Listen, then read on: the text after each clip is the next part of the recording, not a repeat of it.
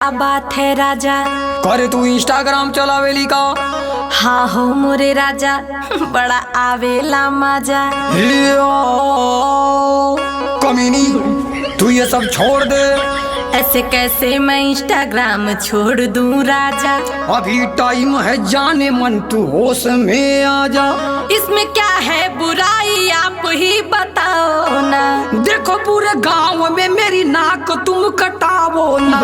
अरे राजा जी, इसमें पैसा बहुत मिलता है। तेरी वीडियो से कितनों का नियत बिगड़ता है। जो जैसा सोचता है सोचे, उसमें मैं क्या करूं। तू इंस्टाग्राम पे वीडियो बनावल बंद करूं। देखा राजा, एमे फिल्टर बहुत कमाल के हा। हाई वीडियो तो सारे टिल्ठुआ के माल कहो।